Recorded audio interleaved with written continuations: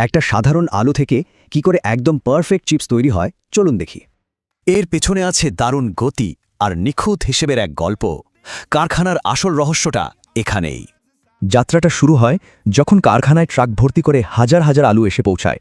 প্রথমেই আলুগুলোকে পাঠানো হয় একটা বিশাল মেশিনে, যেখানে জলের তোড়ে ভালো করে ধোয়া হয়। ধোয়ার পরেই আলুগুলো চলে যায় প্রচণ্ড শক্তিশালী এক খোসা ছাড়ানোর মেশিনে। ভাবা যায় এই মেশিনগুলো 1 মিনিটে হাজার হাজার আলুর খোসা ছাড়িয়ে ফেলে। এরপর আসে সবচেয়ে জরুরি ধাপটা, মানে স্লাইস করার পালা। এখানে একটা বিশেষ মেশিন প্রত্যেকটা আলুকে একদম নিখুঁত, পাতলা আর সমান করে স্লাইস করে। আর এই নিখুঁত স্লাইসই কিন্তু চিপসকে মচমচে করে তোলার আসল কারণ। তো স্লাইসগুলো এখন ভাজার জন্য একদম রেডি। এখানেই আসল জাদুটা হয়।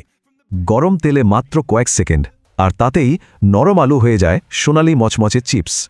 এই পুরো প্রক্রিয়াটা এত নিখুঁত যে ভাজার পর বাড়তি তেলও ঝরিয়ে ফেলা হয়। এরপর চিপসের ওপর ছড়িয়ে দেওয়া হয় লবণ আর নানা রকম মশলা। এখন চিপস ওজন করে প্যাকেজিংয়ের জন্য তৈরি, কিন্তু মচমচে ভাবটা থাকে কি করে? এর রহস্য হল নাইট্রোজেন গ্যাস। প্যাকেট সিল করার আগে এটাই ভরা হয়। এই গ্যাসটাই চিপসকে অনেক দিন পর্যন্ত একদম সতেজ আর মচমচে রাখে।